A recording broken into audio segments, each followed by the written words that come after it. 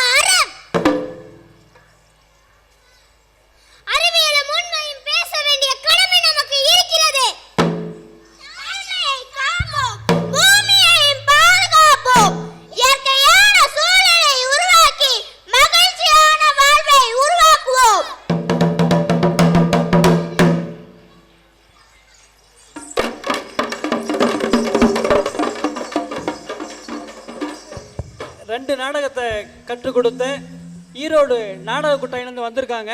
ஈரோடு நாடக கொட்டாய் நண்பர்களுக்கு நன்றியை தெரிவித்துக் கொள்கிறோம். இந்த ரெண்டுமே உண்மையாக நடந்த நிகழ்வு. முதல்ல ஓட்ட நாடகம் நீலத்திமிங்கலன்னு அதுக்கு பேர்.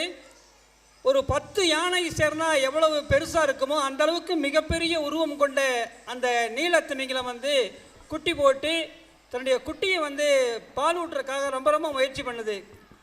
குட்டி எந்த ஒரு அசைவும் இல்லாமல் கிடக்குது. 2 நாள் அதை சுற்றி வந்துட்டு அந்த நீலத்திமிங்கலம் கடைசியில் அந்த குட்டி இறந்து போயிருக்கு.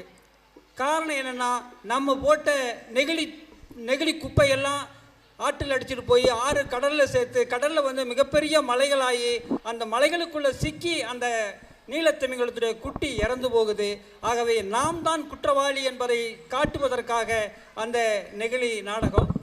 ரெண்டாவது மருத்துவ உண்மை நம்ம நெகிழியை பற்றி நம்ம பிளாஸ்டிக்கை பற்றி கவலைப்படுறதே இல்லை. தேநீர் வாங்கிட்டு வரோம், பையை வாங்கிட்டு வரோம் அப்படின்ட்டு. இப்போ எல்லோரும் காலனி போட்டிருக்கீங்க. காலனியில் நடக்கும்போது காலனி தேயுது இல்லைங்களா, பிளாஸ்டிக் காலனி. அந்த தேஞ்சு போன துகள்லாம் எங்கே போகுது?